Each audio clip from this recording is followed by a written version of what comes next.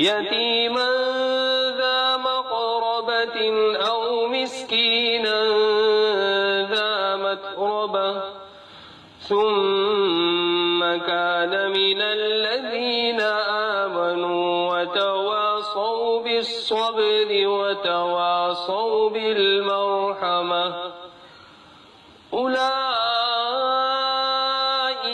أصحاب الميمنة والذين كفروا بآياتنا هم أصحاب المشأمة عليهم نار مؤصدة صدق الله العظيم.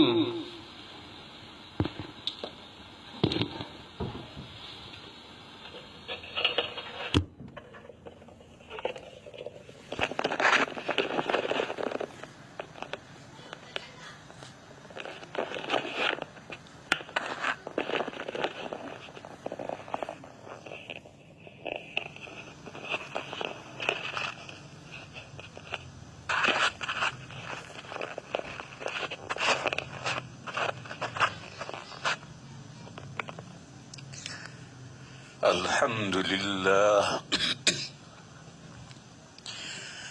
نحمده ونستعينه ونستغفره ونؤمن به ونتوكل عليه ونعوذ بالله من شرور أنفسنا ومن سيئات أعمالنا من يهده الله فلا مضل له ومن يضلله فلا هادي له ونشهد أن لا إله إلا الله وحده لا شريك له ونشهد أن سيدنا ومولانا وحبيبنا وشفيعنا محمدا عبده ورسوله أرسله إلى الناس كافة بشيرا ونذيرا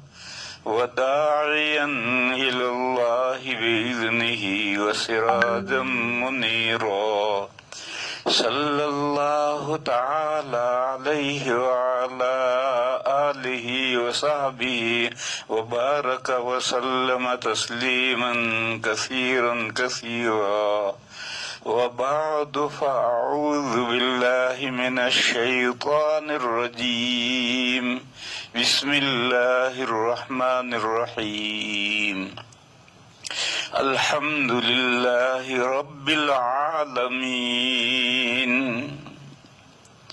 الرحمن الرحيم مالك يوم الدين إياك نعبد وإياك نستعين اهدنا الصراط المستقيم صراط الذين أنعمت عليهم غير المغضوب عليهم ولا الضالين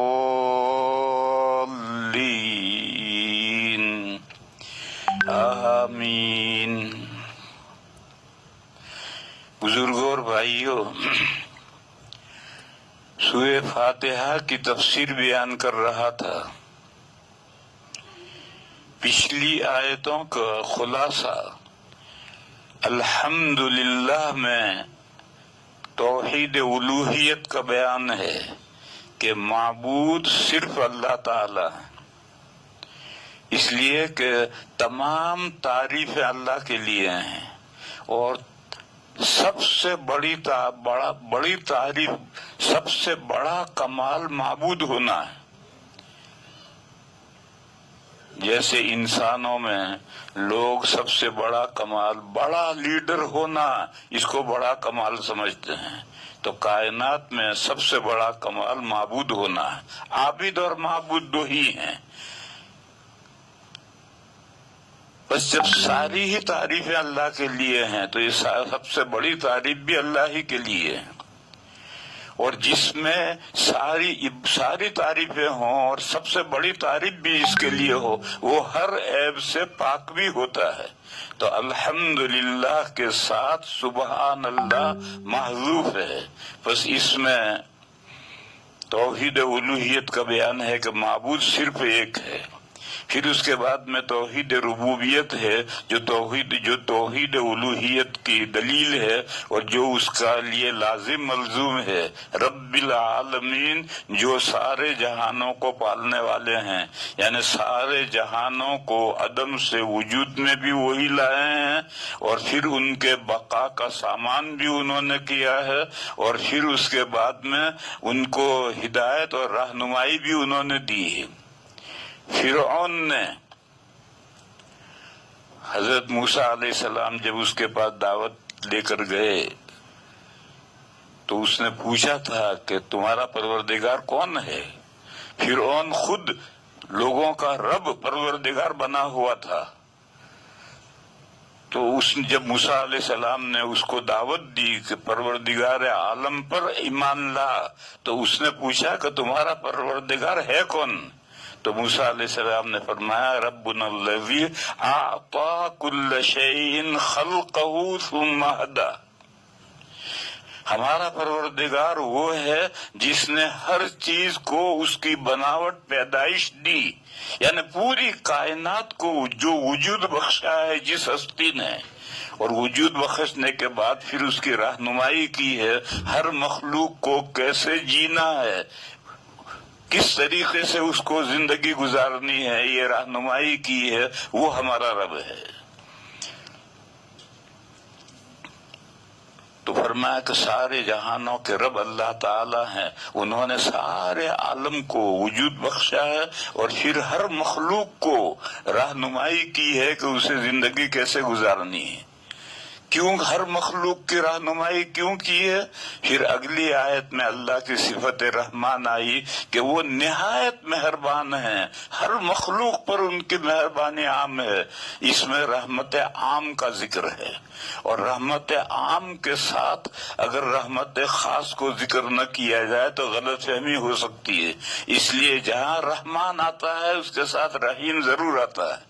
رحمان میں رحمت عام کا ذکر ہے، رحیم میں رحمت خاص کا ذکر ہے۔ یہ رحمت خاص اس دنیا میں نہیں ہے، اس دنیا میں تو رحمت عام ہے، جبھی تو اللہ سارے جہانوں کے پالنہار ہے، اور رحمت خاص اگلی دنیا کے لیے ہے، اگلی دنیا میں یہ رحمت خاص صرف مومنین کے حق میں ہوگی۔ اس یوں پھر آگے قیامت کا ذکر آیا، مالک یوم الدین، اللہ کے جزا کے دن کے مالک ہیں، یعنی آج اس دنیا میں تو ملکیتیں تسلیم، جزوی ملکیتیں تسلیم کی گئی ہیں، لیکن دوسری دنیا جب شروع ہوگی تو اللہ کے سوا کوئی مالک نہیں ہوگا، لہذا اس وقت میں اللہ تعالیٰ اپنی رحمت خاص سے جو اپنے پر ایمان لانے والے اور اللہ کی بندگی کرنے والے بندے تھے ان کو اللہ جنت عنایت فرمائیں گے، اور جو باغی تھے، جو مانتے ہی نہیں تھے یا مانتے تو تھے لیکن مان کر کے بھی پوجتے تھے غیروں کو، تو ایسے بندوں کے لیے اس وقت میں اللہ تعالیٰ کے یہاں رحمت نہیں ہے، اللہ تعالیٰ کی غضب اور ناراضگی کا ان کو سابقہ ہوگا۔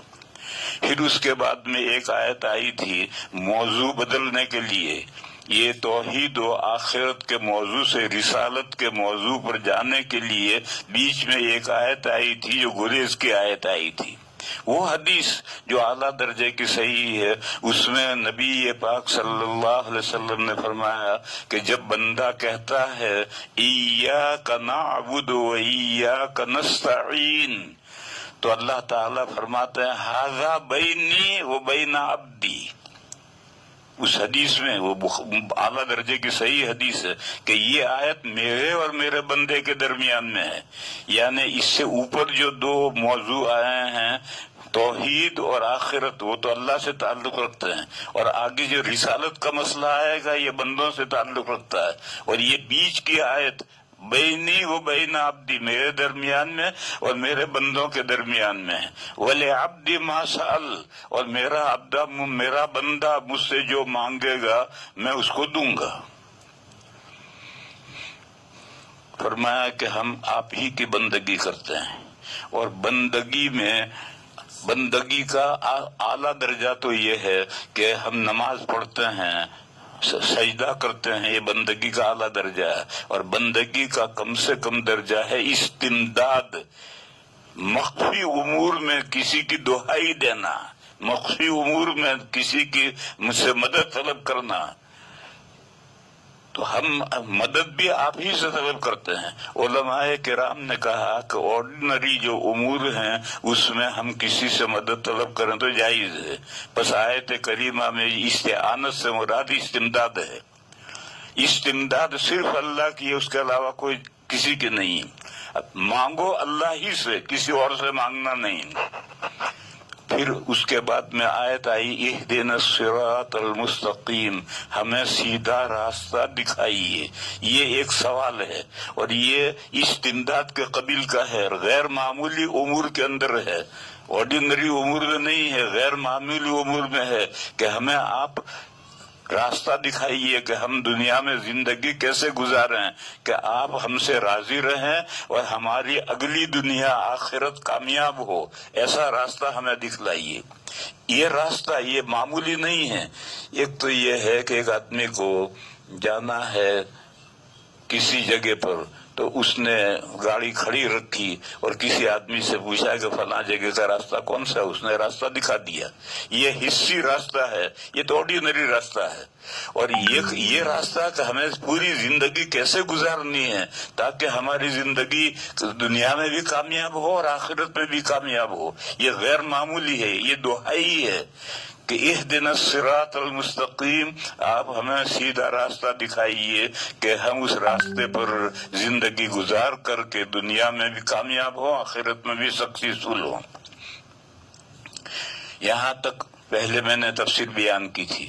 اب اس کے بعد آگے تین آیتیں ہیں، آگے تین آیتیں ہیں۔ اگر 2 آیتیں ہیں تو صراط الذین انعمت علیہم، ایک آیت غیر المغضوب علیہم ولا الضالین، 2 آیتیں ہیں، اور اگر ایک ہی آیت ہے تو پھر بیچ میں غیر پر وقف نہیں ہے بلکہ پوری ایک آیت ہے۔ اس میں بھائی میں اختلاف ہے کہ سورہ فاتحہ میں جو 7 آیتیں ہیں تو 7ویں آیت صراط الذین سے آخر تک ایک آیت ہے یا یہ 2 آیتیں ہیں۔ ہم امام ابو حنیفہ علیہ الرحمہ کے نزدیک یہ 2 آیتیں ہیں، اور وہاں صراط الذین انعمت علیہم پر ہمارے قرآن شریف میں ایک 5 کا ہندسہ بنا ہے۔ ایک تو گول دائرہ ہے، یہ گول دائرہ تو بالاتفاق آیت ہے اور یہ توقیفی آیتیں ہیں، اور یہ جو 5 کا عدد ہے یہ کوفی آیت ہے، یعنی کوفہ کے جو قرہ تھے وہ یہاں آیت کرتے تھے۔ تو امام ابو حنیفہ علیہ الرحمہ بھی کوفہ کے ہیں، اس لیے امام ابو حنیفہ علیہ الرحمہ کے یہاں آیت ہے یہاں، اور یہ 2 آیتیں ہیں۔ بس بسم اللہ الرحمن الرحیم یہ قرآن کی جو مستقل آیت ہے وہ صحابہ نے یہاں لکھی ہے، وہ سورہ فاتحہ کا جز نہیں۔ تو بہرحال میں آپ کو یہ سمجھا رہا تھا کہ قرآن میں جہاں جہاں بھی 5 کا ہندسہ آئے گا تو یہ سمجھ لیں کہ کوفی آیت ہے، یہاں کوفہ کے قرہ آیت کرتے تھے۔ تو درخواست یہ ہے کہ اے اللہ ہمیں سیدھا راستہ دکھائیے۔ اب یہ سیدھا راستہ کوئی حصی تو ہے نہیں کہ یوں جا لیفٹ ہو جائیے پھر میں ریڈ لائٹ آئے گی وہاں سے رائٹ ہو جائیے، یہ کوئی حصی راستہ تو ہے نہیں، لہذا اس کو دکھانا کس طرح دکھانا ہے۔ تو اس لیے اللہ تعالیٰ نے اس راستے کو مثبت اور منفی، پازیٹیو اور نیگیٹو دونوں طرح سے اس راستے کو مشخص کیا کہ دیکھو سیدھا راستہ یہ ہے، مثبت پازیٹیو مثبت طریقے سے فرمایا صراط الذین انعمت علیہم، یعنی ان بندوں کا راستہ جن بندوں پر آپ نے انعام فرمایا ہے، صراط الذین انعمت علیہم، جن بندوں پر آپ نے انعام فرمایا ہے ان کا راستہ دکھائیے۔ وہ بندے کون ہیں؟ سورہ نساء میں آیت ہے وَمَن يُطِعِ اللَّهَ وَالرَّسُولَ فَأُولَئِكَ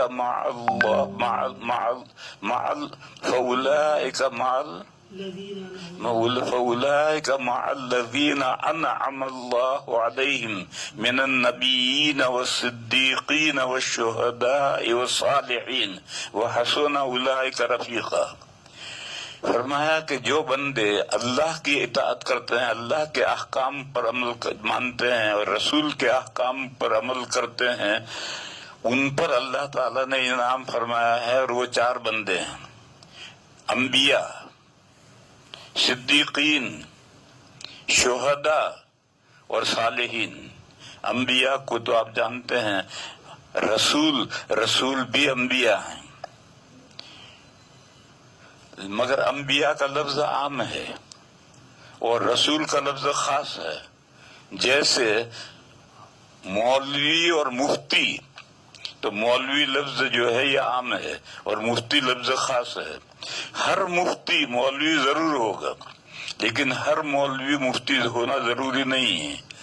بس جو بھی رسول ہے وہ پہلے نبی ہے، نبی ہونے کے بعد رسول ہے، اور جو نبی ہے ہر نبی کے لیے رسول ہونا ضروری نہیں ہے۔ رسول وہ ہے جس کو اللہ نے نئی کتاب دی ہے اور اس کو اللہ تعالیٰ نے نئی شریعت عطا فرمائی ہے، تو وہ ہے رسول۔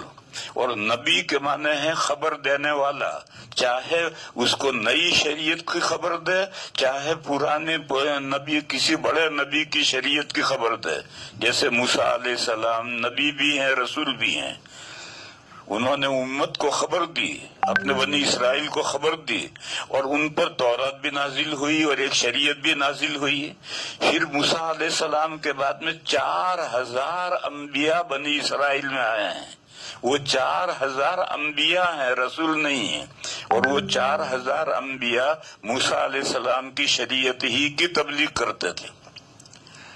اسی لیے کہیں تو عام استعمال کرتے ہیں، کہیں خاص استعمال کرتے ہیں۔ جہاں خاص ہوگا وہاں اس سے مراد حضور ہوں گے، نبی پاک صلی اللہ علیہ وسلم ہوں گے۔ وَمَن يُطِعِ اللَّهَ وَالرَّسُولَ، یہاں رسول سے خاص رسول مراد ہے، الف لام عہد ذہنی ہے، خاص رسول مراد ہے، یعنی جو اللہ کی اطاعت کرتا ہے اور آخری نبی کی اطاعت کرتا ہے، ان کے وہ لائی ہوئی شریعت پر چلتا ہے۔ اور جہاں عام کا آنا ہے وہاں نبی آئے گا۔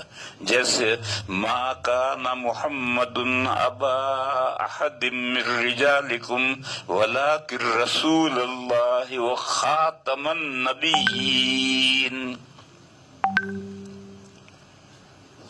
حضرت محمد مصطفیٰ صلی اللہ علیہ وسلم تمہارے مردوں میں سے کسی کے باپ نہیں تھے۔ حضور کے 3 یا 4 لڑکے تو ہوئے ہیں، مگر وہ بچپن میں صبی بچے تھے، اسی حال میں انتقال ہوا۔ رجل مردوں کی یعنی بالغ ہونے کی عمر تک وہ نہیں پہنچے، لہذا فرمایا کہ محمد صلی اللہ علیہ وسلم تمہارے مردوں میں سے کسی کے باپ نہیں ہیں۔ البتہ ان میں 2 سرخاب کے پر لگ رہے ہیں، ایک وہ اللہ کے رسول ہیں، یہ اللہ کے رسول ہیں، صاحب شریعت ہیں، صاحب کتاب ہیں، ان کو اللہ نے نئی کتاب دی ہے، نئی شریعت دی ہے، اور خاتم النبیین ہے، تمام نبیوں کے سلسلے کے آخری کڑی ہیں۔ بس آپ پر نبوت کا سلسلہ منتہی ہو گیا، اب آپ کے بعد کسی قسم کا کوئی نبی نہیں آئے گا، نہ مستقل صاحب شریعت، نہ ضمنی، نہ امتی، کوئی نبی نہیں آئے گا۔ تو یہاں خاتم النبیین کا خاتم المرسلین نہیں کہا، کیونکہ خاتم المرسلین کہتے تو پھر نبیوں کا سلسلہ آگے جاری رہ سکتا تھا، اس لیے خاتم النبیین کہا کہ تمام نبیوں کی آخری کڑی ہے، آخری سلسلے کے ہیں، اس سلسلے میں آخری ہے، ان کے بعد کسی طرح کی نبوت کا کوئی مقام نہیں ہے۔ نہ صاحب شریعت نبی آئے گا، نہ غیر صاحب شریعت آئے گا، نہ مستقل نبی آئے گا، نہ ماتحت نبی آئے گا، نہ امتی نبی آئے گا، نہ ذلی نبی آئے گا، نہ بروزی نبی آئے گا، کوئی نبی کا کوئی خاتم النبیین تشریف لے آئے۔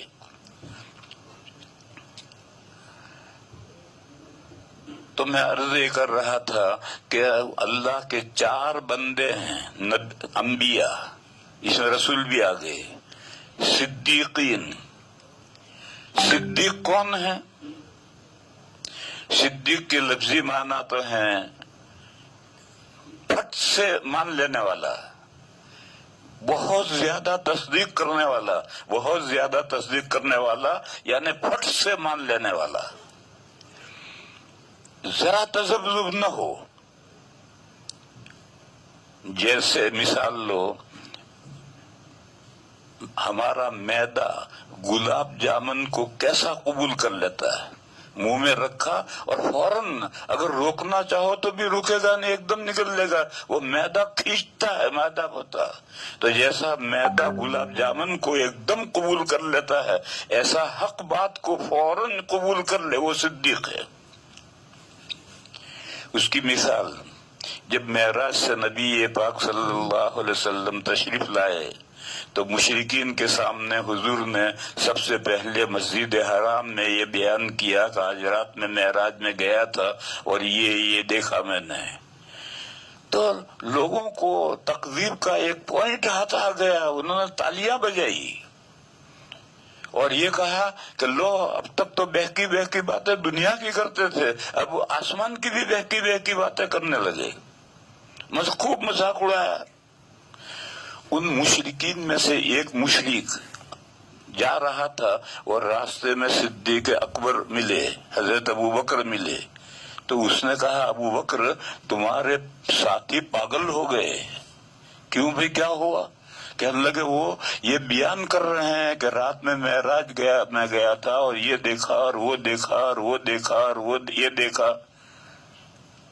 تو حضرت صدیق اکبر نے کہا کہ یہ باتیں وہ کہتے ہیں کہ جی میں ابھی سن کر آ رہا ہوں۔ تو ابو بکر صدیق نے فرمایا کہ اگر وہ یہ باتیں وہ کہتے ہیں تو سب سے پہلے تصدیق میں کرتا ہوں کہ وہ صحیح کہتے ہیں۔ تو ہر وہ شخص جس میں یہ صفت ہے کہ حق بات سامنے آئے فوراً قبول کر لے۔ میں اس کی ایک مثال دوں۔ پہلے میں نے یہ بتایا تھا کہ ایک بات چلائی ہے لوگوں نے کہ سورہ ستارہ جو 12 مئی کو طلوع ہوگا تو کوارنٹو ختم ہو جائے گا اور دنیا کی سب بیماریاں ختم ہو جائیں گی، سارے ڈاکٹروں کے ڈاکٹر سو جائیں گے، سارے حکیم اللہ کو پیارے ہو جائیں گے، سارے میڈیکل بند ہو جائیں گے، سارے دواخانے ختم ہو جائیں گے۔ یہ کسی نے چلایا ہے۔ ہمارے ایک بہت بڑے حضرت بنگلور میں تھے، انہوں نے بھی یہ بات فرمائی، ایک تحریر میں لکھی۔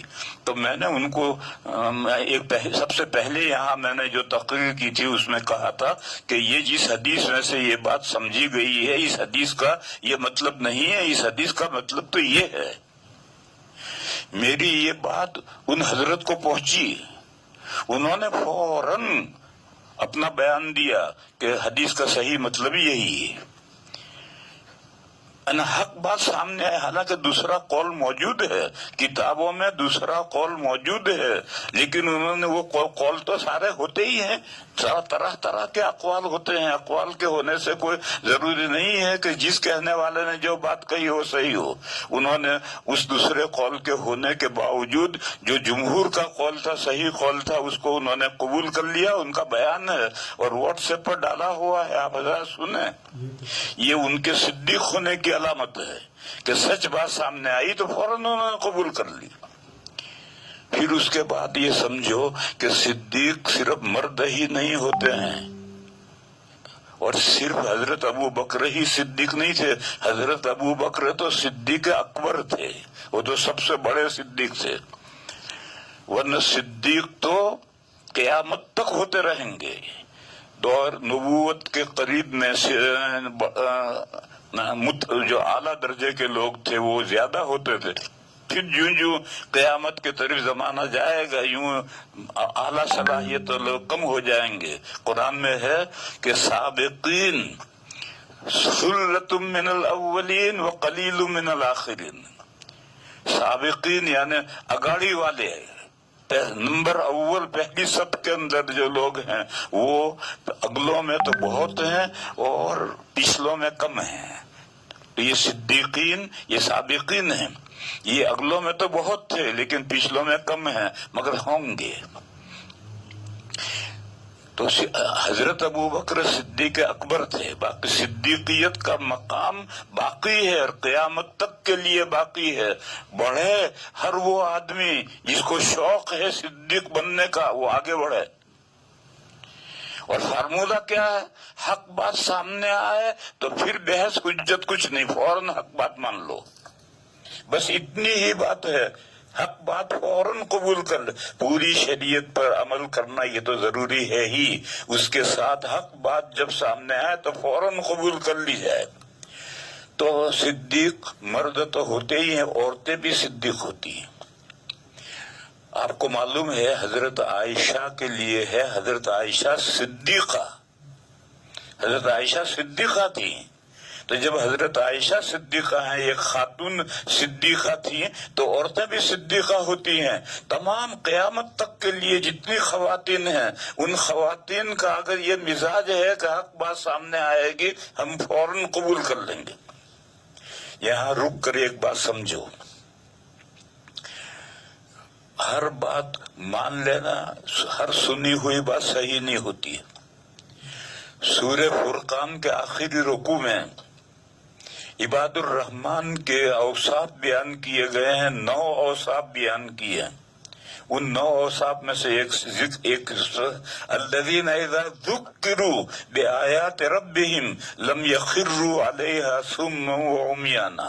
اللہ کے رحمان کے بندے وہ ہیں کہ جب ان کو نصیحت کی جاتی ہے اللہ کی باتوں کے ذریعے، اللہ کی آیتوں کے ذریعے، تو وہ اس پر اندھے بہرے ہو کر نہیں گرتے، بلکہ دیدہ و بینا سوچتے ہیں کہ یہ جو بتا رہا ہے، یہ جو مولوی بتا رہا ہے کہ اس آیت سے یہ نکلا، اس حدیث سے یہ نکلا، تو یہ اس آیت سے نکلتا ہے یا نہیں نکلتا، اس حدیث سے نکلتا ہے یا نہیں نکلتا۔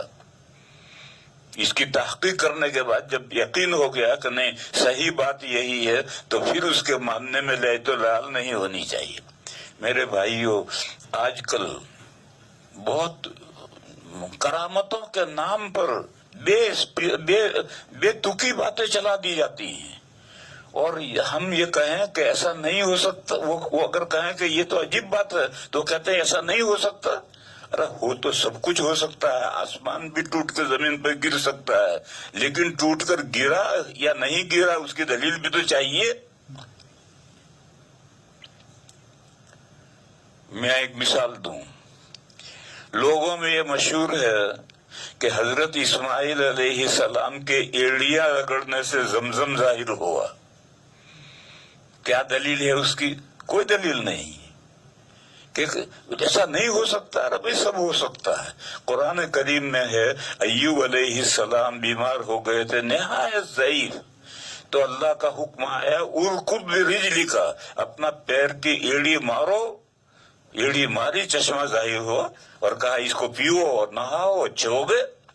تو ایک بیمار نحیف اور کمزور کے ایڑی مارنے سے چشمہ ظاہر ہو سکتا ہے، قرآن میں ہے۔ تو اسماعیل علیہ السلام کے ایڑیاں رگڑنے سے زمزم کیوں ظاہر نہیں ہو سکتا؟ لیکن اسماعیل علیہ السلام کے ایڑیاں رگڑنے سے زمزم ظاہر ہوا، اس کی کوئی دلیل ہے تو لاؤ۔ دلیل تو کچھ ہے نہیں، ایک چلی ہوئی بات ہے۔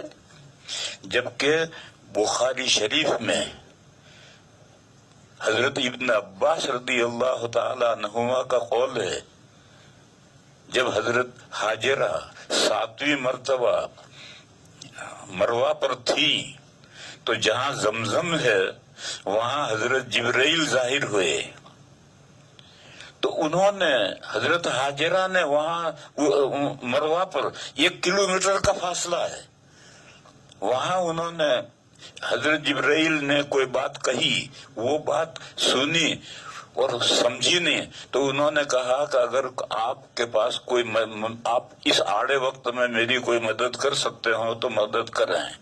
تو پھر ان کو حضرت جبرائیل علیہ السلام نظر آئے، اور حضرت جبرائیل علیہ السلام نے اپنا پیر مارا، ایڑی ماری، اس سے زمین کے سوتے ٹوٹ گئے، اور وہاں فوارے کی طریقے سے، فوارہ یہ لمبا نہیں بلکہ چشمے کی طرح چھم چھم چھم چھم چھم جم جم جم جم پانی نکلنے لگا۔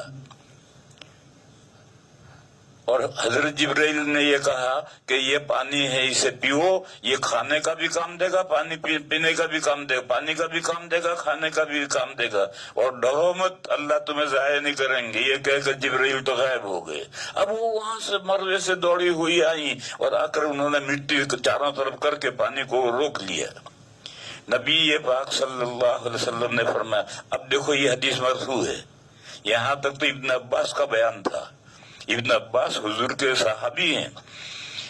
حضور نے فرمایا کہ اللہ اسماعیل کی ماں پر رحم فرمایا، اگر وہ اس طرح سے مٹی کی مینڈ بنا کر کے، کنڈی بنا کر کے پانی کو روک نہ لیتی تو زمزم چشمہ بہتا چشمہ ہوتا، لیکن انہوں نے روک دیا تو بس وہ اتنے میں زمزم کا کنواں بن کر رہ گیا، آگے چشمے کے طور پر نہیں بنا۔ بہرحال یہ روایت بخاری شریف میں ہے کہ حضرت جبرائیل علیہ السلام نے وہاں یا تو اپنا ہاتھ مارا، بازو مارا، یا پیر کی ایڑی ماری، اور وہ اتنی زور کی لگی کہ زمین کے اندر جا کر جو سوت ہیں وہ سوت ٹوٹ گئے، اور وہاں سے پانی نکلنا شروع ہوا، اور آج تک اتنا پانی نکل رہا ہے کہ ساری دنیا پینا چاہے تو پانی ختم نہیں ہوگا۔ میں یہ کہہ رہا تھا کہ اب یہ بخاری شریف میں روایت ہے، اب اس کو لیں گے، یہ لوگوں کی چلی ہوئی بات لیں گے۔ لوگوں کی چلی ہوئی بات یہ ہے کہ اسماعیل علیہ السلام نے ایڑی رگڑی تو چشمہ ظاہر ہوا، مگر اس کی دلیل تو کوئی نہیں ہے، ضعیف روایت بھی نہیں ہے، بس ایک چلی ہوئی بات ہے۔ اور یہ روایت جو میں کہہ رہا ہوں تو بخاری شریف میں ہے، اور حضرت ابن عباس رضی اللہ تعالیٰ عنہما کا بیان ہے۔ اس لیے میرے بھائیوں اور میری بہنوں، یہ سمجھو کہ حق بات فوراً قبول کر لینی چاہیے، لیکن دین کے نام پر جو بھی بات پہنچے اس کو فوراً مان لینا یہ ٹھیک نہیں ہے۔ آج کل جو یہ میڈیا، پرنٹڈ میڈیا ہے اور واٹس ایپ کا زمانہ ہے، اس میں تو اتنی باتیں غلط چل رہی ہیں کہ میں خدا کی پناہ۔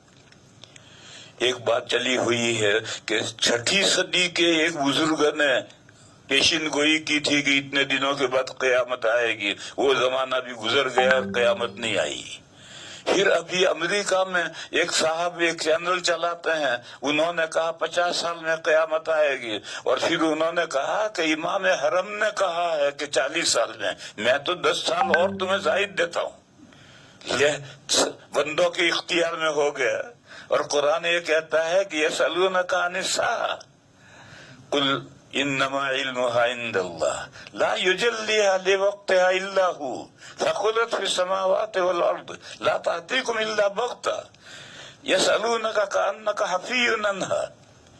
تو قرآن تو یہ کہتا ہے کہ اللہ کے علاوہ کسی کو اس کا پتہ نہیں ہے، اور وہ امریکہ میں چیلنج چلانے والے کو پتہ چل گیا کہ 50 سال کے بعد قیامت آئے گی، اور حوالہ کیا ہے کہ امام حرم نے کہا ہے کہ 40 سال کے بعد قیامت آئے گی، حالانکہ امام حرم نے کچھ نہیں کہا، یہ بھی جھوٹ اس نے چلایا ہے۔ تو ایسی باتیں جو ان واٹس ایپ پر آتی ہیں، بولیں تو واٹس ایپ دیکھو ہی مت، اور دیکھو تو پھر ہر بات پر تحقیق کے بغیر یقین مت کرو، اور جب یقین ہو، تحقیق ہو جائے کہ یہ بات قرآن سے ثابت ہے اور حدیث سے ثابت ہے، فقہ سے یہ بات واضح طور پر ثابت ہے، تو پھر بے تکلف فوراً مان لینے کا، اس میں پھر دیر نہیں کرنے کی۔ پھر یہاں یہ بھی یاد کر رکھو، قرآن کریم کا تو ہر حرف، ہر کلمہ زبر اور زیر پکا ہے، اس میں کوئی تبدیلی ادنا نہیں ہوئی۔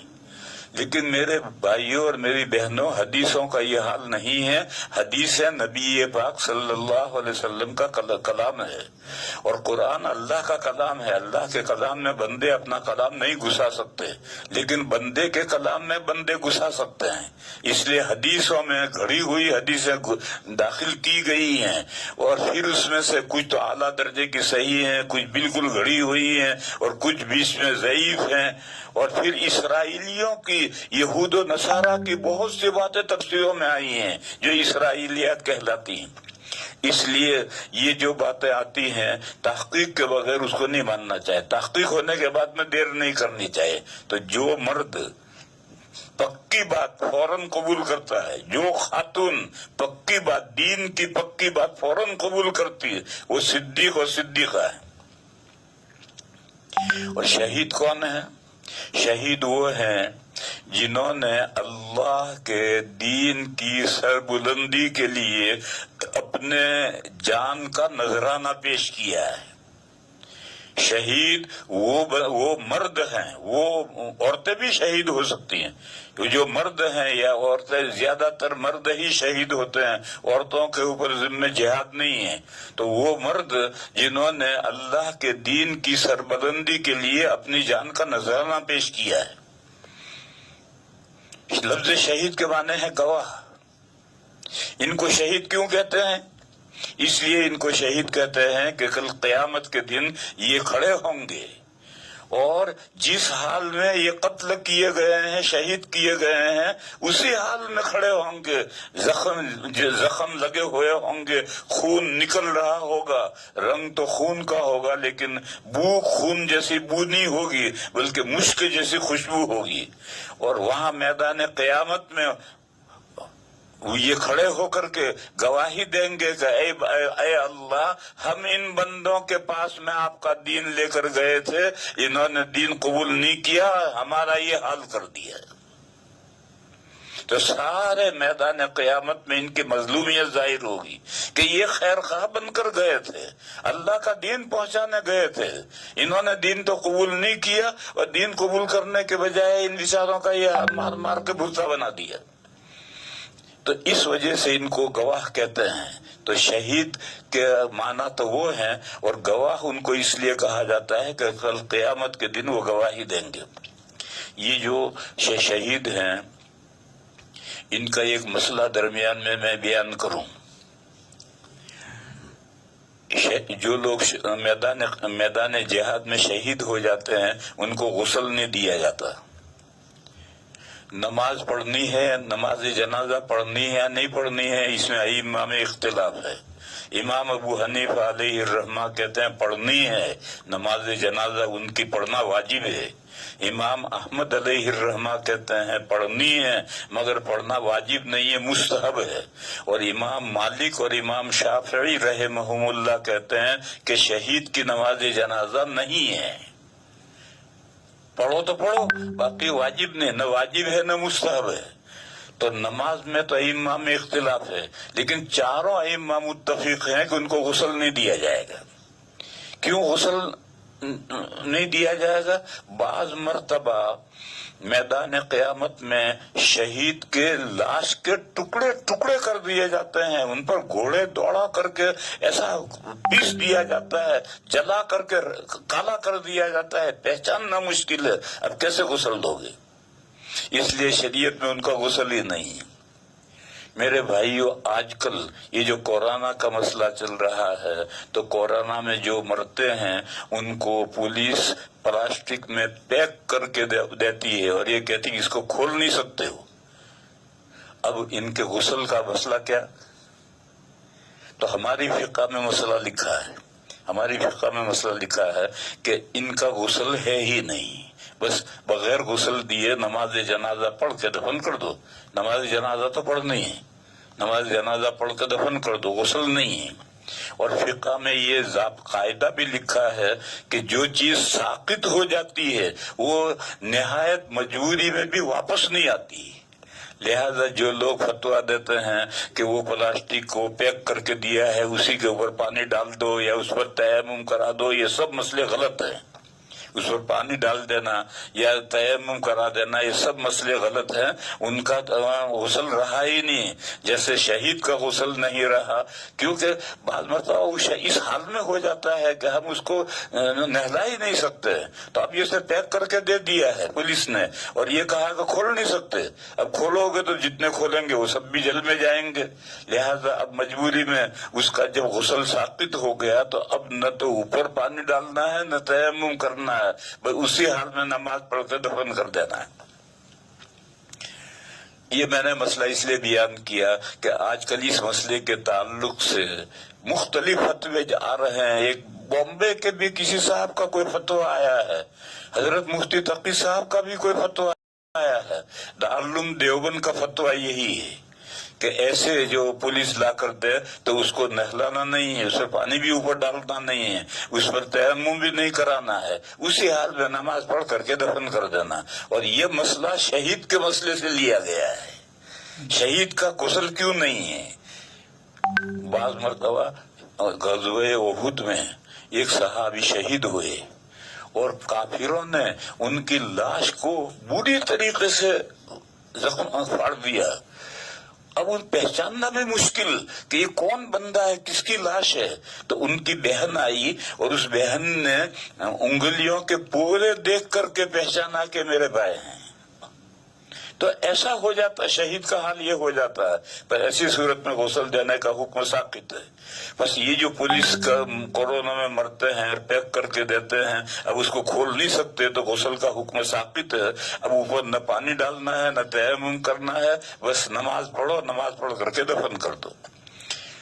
یہ درمیان میں میں نے مسئلہ بیان کیا تھا۔ اصل مسئلہ تو میں بیان کر رہا تھا کہ شہید وہ ہے جو کل قیامت کے دن اسی حال میں، جس حال میں شہید ہوا ہے اسی حال میں قیامت کے دن آئے گا اور میدان قیامت میں گواہی دے گا کہ میں ان بندوں کے پاس میں اللہ کا دین لے کر گیا تھا، انہوں نے اللہ کا دین تو قبول نہیں کیا اور میرا مار مار کے مردہ بنا دیا۔ اور چوتھے بندے ہیں صالحین، نیک لوگ۔ نیک لوگ کس کو کہتے ہیں؟ نیک لوگ ایک اصطلاحی لفظ ہے، سبھی لوگ سمجھتے ہیں، پھر بھی اگر تھوڑی بہت تشریح کرنی ہے تو وہ یہ ہے کہ اللہ کی ہر شریعت میں دو قسم کے کام ہیں، کرنے کے اور بچنے کے۔ تو جتنے کام کرنے کے ضروری ہیں، جتنے فرائض ہیں اور جتنے واجبات ہیں، ان تمام کو مضبوطی سے عمل کرتا ہو۔ اور جو بچنے کے کام ہیں وہ دو ہیں، ایک حرام اور ایک مکروہ تحریمی۔ مکروہ تحریمی کے تعلق سے لوگ سمجھتے ہیں کہ بھئی تو مکروہ ہے، بھئی مکروہ نہیں ہے، مکروہ تحریمی ہے، یعنی گویا یہ بھی حرام ہے۔ تو جو حرام سے اور مکروہ تحریمی سے بچتے ہیں اور فرائض اور واجبات پابندی سے کرتے ہیں، وہ نیک بندے۔ اور جو نوافل اعمال کرتے ہیں، سنت مؤکدہ پڑھتے ہیں، سنت غیر مؤکدہ پڑھتے ہیں، تہجد پڑھتے ہیں، اوابین پڑھتے ہیں، نفلیں پڑھتے ہیں، اور معمولی گناہوں سے بھی بچتے ہیں، بیڑی نہیں پیتے، گٹکا نہیں کھاتے، یہ تو صالحین نہیں، یہ تو بزرگ ہیں، یہ تو اللہ کے ولی ہیں، اللہ کے اولیاء ہیں۔ تو اولیاء اور ولی الگ ہیں، اور صالح بندے، نیک بندے تو ہم میں سے ہر آدمی نیک بندہ بن سکتا ہے۔ جو کرنے کے کام ہے فرائض اور واجبات، اسے مضبوطی سے عمل کرو اور حرام اور مکروہ تحریمی سے بچو، تو تم نیک بندے بن گئے۔ تو اللہ پاک نے فرمایا کہ جو اللہ کا کہنا مانتا ہے اور اللہ کے رسول کا کہنا مانتا ہے، یہ وہ بندے ہیں جن پر اللہ نے انعام فرمایا ہے۔ انبیاء ہوں، صدیقین ہوں، شہداء ہوں، صالحین ہوں، ان پر اللہ نے انعام فرمایا ہے۔ وَحَسُنَ أُولَئِكَ رَفِيقًا، قیامت کے دن جو ان کی رفاقت اگر مل جائے تو واہ اس سے بہتر کوئی رفاقت نہیں ہے۔ وَحَسُنَ أُولَئِكَ رَفِيقًا۔ تو فرمایا کہ صراط الذین انعمت علیہم، اے اللہ ہمیں سیدھا راستہ دکھا، ان بندوں کا راستہ دکھا جن بندوں پر آپ نے انعام فرمایا ہے۔ قرآن کریم میں ایسے 5 بندوں کا ذکر آیا ہے جن پر اللہ تعالیٰ نے انعام کیا ہے۔ پھر شہداء اور صالحین اور تو بہت کا ذکر آیا ہے، لیکن 5 انبیاء کا ذکر آیا ہے، وہ انبیاء خمسہ کہلاتے ہیں۔ نوح علیہ السلام، ابراہیم علیہ السلام، موسیٰ علیہ السلام، عیسیٰ علیہ السلام اور شعیب علیہ السلام، یہ انبیاء خمسہ کہلاتے ہیں۔ ان انبیاء خمسہ کے اور ان کی قوموں کے قصے بار بار قرآن میں ذکر کیے ہیں کہ دیکھو ان نبیوں کی زندگیاں یہ ہیں، انہوں نے لوگوں کو کیا تعلیمات دی ہیں اور لوگوں نے ان کی کیوں مخالفت کی ہے۔ دیکھو اس میں آدم علیہ السلام کا ذکر نہیں، آدم علیہ السلام تو سب کے ابا ہیں، اور اس میں ہمارے آقا ان کا بھی ذکر نہیں ہے۔ انبیاء خمسہ بیچ میں ہیں آدم علیہ السلام تو اوپر گئے، اور ہمارے حضور کی امت کو تو یہ سارے واقعات سناتے ہیں، بس اگر ہمارے حضور کے حالات بیان کریں گے تو کیسے ہوں گے؟ میں اس کی مثال دوں، تورات کے بارے میں یہودی یہ کہتے ہیں کہ اللہ کی کتاب ہے، اس میں کوئی تبدیلی نہیں ہے، حالانکہ تورات میں موسیٰ علیہ السلام کی قبر کا ذکر ہے کہ موسیٰ علیہ السلام کی قبر فلاں جگہ ہے۔ تو سوچو، موسیٰ علیہ السلام پر جو کتاب نازل ہوئی ہے اس میں موسیٰ علیہ السلام کی قبر کا ذکر کہاں سے آ گیا؟ بس حضور پاک صلی اللہ علیہ وسلم پر جو ذکر کتاب نازل ہوئی اس میں حضور کی امت کے احوال کیسے آئیں گے، اور حضور کے احوال اور صحابہ کے احوال کیسے آئیں گے؟ اس لیے میں نے کہا کہ آدم علیہ السلام کا تذکرہ بھی نہیں ہے اور حضور کا بھی نہیں، بیچ میں 5 انبیاء ہیں، نوح علیہ السلام، ہود علیہ السلام، صالح علیہ السلام، ابراہیم علیہ السلام اور شعیب علیہ السلام۔ ان 5 انبیاء کو ان کی امتیں کافر اور مشرک امت تھی، ان کے ساتھ ان کے بڑے لمبے جھگڑے رہے ہیں، اور ان جھگڑوں میں وہ بعض امتیں ہلاک کر دی گئی ہیں۔ نوح علیہ السلام کی امت کے بڑے تفصیلی واقعات آئے ہیں، ابراہیم علیہ السلام کی امت کے بھی بڑے تفصیلی واقعات ہیں، ہود علیہ السلام، صالح علیہ السلام کے بھی، شعیب علیہ السلام کے بھی۔ یہ انبیاء 5 کہلاتے ہیں، 5 انبیاء، نوح علیہ السلام، ابراہیم علیہ السلام، ابراہیم علیہ السلام سے پہلے ہود علیہ السلام، صالح علیہ السلام، پھر ابراہیم علیہ السلام، پھر اس کے بعد میں شعیب علیہ السلام، اور حضرت موسیٰ علیہ السلام اور ان کی قوم کے احوال تو بہت تفصیل سے سنائے گئے ہیں۔ وہ سارے احوال اس امت کو سنائے گئے ہیں۔ چمار، موچی، جب جوتا سیتا کاٹتا ہے تو پہلے یا درزی جب کوئی موٹا کاٹتا ہے تو ایک آستین کاٹ بالکل نہیں، پیمائش کر کے کاٹ کر پھر کپڑا رکھ کر کے دوسری آستین اسی طرح کاٹ ڈالتا ہے۔ اسی طرح سے موچی ایک جوتا کی تلی کاٹ کر پھر رکھ کر دوسری تلی اسی طرح کاٹ ڈالتا ہے۔ تو اس امت کو سارے احوال بنی اسرائیل کے سنائے گئے ہیں، اور حدیث شریف میں فرمایا گیا کہ لَتَتَّبِعُنَّ سَنَنَ مَنْ قَبْلَكُمْ حَذْوَ النَّعْلِ بِالنَّعْلِ، تم پہلوں کی چال پر چلو گے تو ہو بہو جیسا چپل کے برابر ہوتا ہے اس طرح سے چلو گے۔ اور قرآن کریم میں سورہ جمعہ میں ایک آیت آئی ہے، مَثَلُ الَّذِينَ حُمِّلُوا التَّوْرَاةَ ثُمَّ لَمْ يَحْمِلُوهَا كَمَثَلِ الْحِمَارِ يَحْمِلُ أَسْفَارًا۔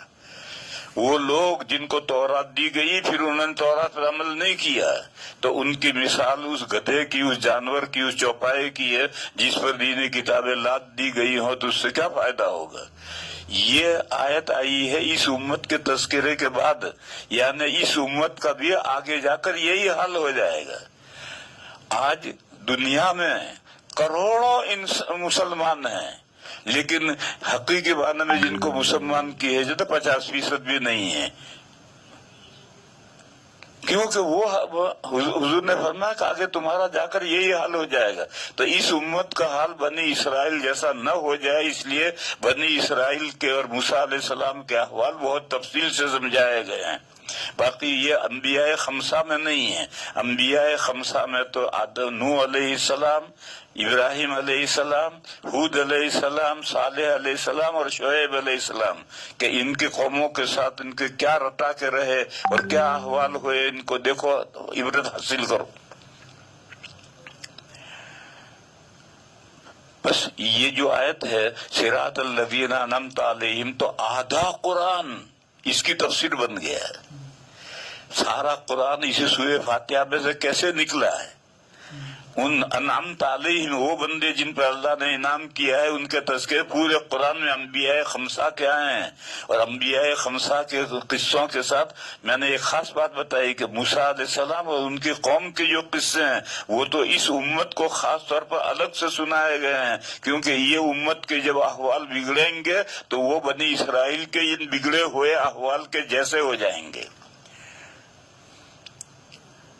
تو یہ تو مثبت پہلو سے اللہ تعالیٰ نے بتلایا کہ ہمیں راستہ دکھلا ان بندوں کا جن پر آپ کا انعام ہے.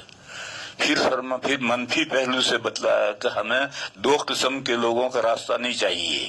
ایک تو مغلوب علیہم جن پر آپ کا غصہ بھڑکا ان کا راستہ ہمیں نہیں چاہیے، اور ایک گمراہ جو آپ کا راستہ کھویا، آپ کے راستے سے جو ہٹے ان کا راستہ بھی ہمیں نہیں چاہیے. یعنی جو گمراہ بندے یہ منفی پہلو سے نفی کی کہ ان کا بھی راستہ نہیں، ان کا بھی راستہ نہیں. میرے بھائیوں، ہمیشہ ایک تو وہ لوگ ہیں جو دین پر ہیں ہی نہیں اور شروع سے ہی نہیں ہیں، اور ایک وہ ہیں جو دین پر تھے اور دین پر ہو کر پھر دین سے نکل گئے، اور ایسے نکل گئے جیسے آٹے میں سے بال کھینچ لیا جاتا، گوندے ہوئے آٹے میں سے بال کھینچ لیا جاتا، ایسے نکل گئے. جیسے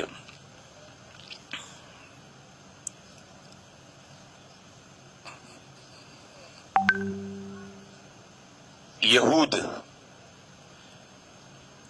یہ جو یہود ہیں یہ صحیح دین پر، موسیٰ علیہ السلام کے دین پر تھے، موسیٰ علیہ السلام کی امت ہے، موسیٰ علیہ السلام ماننے والے ہیں، تورات کو ماننے والے ہیں، لیکن تورات سے نکل گئے، ایسے نکل گئے جیسے گندے ہوئے آٹے میں سے بال نکل جاتا ہے. اسی لیے اللہ تعالیٰ ان پر نہایت غضبناک ہوئے بھڑکے. پھر اس کے بعد میں عیسیٰ علیہ السلام آخری پیغمبر آئے بنی اسرائیل میں. عیسیٰ علیہ السلام میں اور حضور کے درمیان میں 600 سال کا فصل ہے. 600 سال میں امت کچھ بہت زیادہ بھٹک کر دور نہیں چلی جاتی ہے، بھٹکتی تو ہے لیکن بہت دور نہیں چلی جاتی ہے. اس لیے نبی پاک صلی اللہ علیہ وسلم نے ایک حدیث میں بتایا کہ مغلوب علیہم یہود ہیں اور ضالین نصارہ ہیں. اللہ کا جن پر غصہ بھڑکا یہ یہود ہیں، اور جو اللہ کے راستے سے ہٹے گمراہ ہو گئے. ہٹنا کیا ہے؟ جیسے جنکشن پر جہاں سے دو پٹریاں الگ ہوتی ہیں تو ایک اینچ کے فاصلے سے الگ پڑتی ہیں، پھر بڑھتی ایک مشرق جاتی ہے ایک مغرب جاتی ہے. تو جو شروع سے ایک راستے سے الگ دوسرے راستے پر پڑ گیا یہ ہے گمراہ. اللہ کا راستہ گم کر دیا، دوسرے راستے پر پڑتی ہے. تو ابھی یہود یہ عیسائی اتنے آگے نہیں گئے تھے، اسی لیے آج ہمارے حافظوں نے فرمایا کہ وَلَا تَسُبُّوا الَّذِينَ يَدْعُونَ مِن دُونِ اللَّهِ، جو لوگ اللہ کے علاوہ غیر اللہ کو پکارتے ہیں ان کے معبودوں کو برا مت کہو. اگر ان کے معبودوں کو برا کہو گے تو وہ سوچے سمجھے بغیر تمہارے معبود کو یعنی اللہ کو برا کہیں گے. اس آیت کے بعد میں پھر ایک آیت آئی کہ مسلمانوں سے سخت دشمن دور یہود ہیں اور والذین اشرکوا ہیں، اشد الناس عداوتن ہیں، اور اقربہم مودتن، مومنوں سے اقربہم مودتن یہ نصارہ ہیں. اور وجہ یہ بتائی کہ ان میں قسیسین ہیں اور رہبان ہیں. تو یہ نزول قرآن کے وقت تک کے عیسائی ہیں. اب تو 1400-1500 سال ہوتے ہوئے یہ عیسائی بھی ان یہودیوں کے پالے میں پہنچ گئے ہیں. اب تو یہ سارے ایک ہی تھیلے کے چٹے بٹے ہو گئے ہیں. تو میں کہہ یہ رہا تھا کہ حدیث شریف میں مغضوب علیہم کی مثال سمجھنے کے لیے یہود کی بیان کی اور ضالین کی مثال نصارہ کی بیان کی. اس امت میں اس وقت مثال نہیں تھی، اس لیے کہ اس امت کا جو پہلا طبقہ تھا صحابہ کا وہ دودھ میں دھلا تھا. وہ ایسے گیہوں کی بوری تھی جس میں ایک کنکر نہیں تھا. بس اس امت میں سے کہاں سے مثال لائیں گے؟ اسی لیے سورہ جمعہ میں آگے جو احوال بگڑیں گے تو اس کی مثال دینے کے لیے یہود کی مثال آئی کہ مثل الذین حملوا التوراۃ ثم لم یحملوها. یہ مسلمانوں کی مثال دینے کے لیے یہود کی مثال دی. تو لیکن جب زمانہ آگے بڑھا اور 3 قرن گزر گئے، صحابہ کا، تابعین کا اور تبع تابعین کا قرن گزر گیا اور اس سے زمانہ آگے بڑھا تو پھر یہ گمراہ فرقے مسلمانوں میں بھی پیدا ہوئے. پھر مسلمانوں میں جو گمراہ فرقے ہیں کچھ تو ہیں جو بالکل ٹوٹلی اسلام سے نکل گئے، جیسے قادیانی اسلام سے نکل گئے، خوجہ اسلام سے نکل گئے، باطنیہ اسلام سے نکل گئے. یہ تو سب مغضوب علیہم کی مثال ہیں. اور ایک وہ ہیں کہ جو اسلام سے نکلے نہیں ہیں لیکن بہرحال اہل السنہ والجماعہ کے پاتھ پر، راستے پر ہیں بھی نہیں، اس سے بھٹک گئے ہیں، دوسرے راستے پر پڑ گئے ہیں. ایسے بہت سے فرقے ہیں مسلمانوں میں. آپ اس کو بیان کریں کہ دنیا کے تمام مفتی جن فرقوں کو غیر مسلم قرار دیتے ہیں وہ مغضوب علیہم ہیں، اور دنیا کے تمام مفتی جن کے غیر مسلم ہونے پر متفق نہیں ہیں وہ ضالین کی مثال ہے. دوسرے الفاظ میں یوں سمجھیں کہ جن کے پیچھے نماز جائز نہیں ہے وہ مغضوب علیہم کی مثال ہے، اور جن کے پیچھے نماز نہیں پڑھنی چاہیے مگر پڑھ لی جائے تو ہو جاتی ہے وہ ضالین ہے. تو کہا کہ ہمیں ان سے بھی بچا اور ان سے بھی بچا. یہ جو مغضوب علیہم ہیں ان سے بھی بچا، یعنی اے اللہ ہم قادیانی نہ بن جائیں، اے اللہ ہم خوجہ نہ بن جائیں، اے اللہ ہم کرامتہ نہ بن جائیں، اے اللہ ہم باطنیہ نہ بن جائیں، اے اللہ ہم شیعہ نہ بن جائیں. یہ مغضوب علیہم سے بچا، اور ضالین سے بھی بچا. اے اللہ ہم مودودی نہ بن جائیں، اے اللہ ہم غیر مقلد نہ بن جائیں، اے اللہ ہم پجامے نہ بن جائیں، اے اللہ ہم لنگی نہ بن جائیں. یہ ہمارے فرقے ہیں، ان سے بھی ہمیں بچا. یہ منفی پہلو سے مشخص کیا کہ ان کا راستہ ہمیں نہیں چاہیے، اور یہ مثبت پہلو سے مشخص کیا کہ ان منعم علیہم کا راستہ ہمیں چاہیے. لہذا یہ اب واضح ہو گیا. اب پورا قرآن کریم اسی کی وضاحت ہے.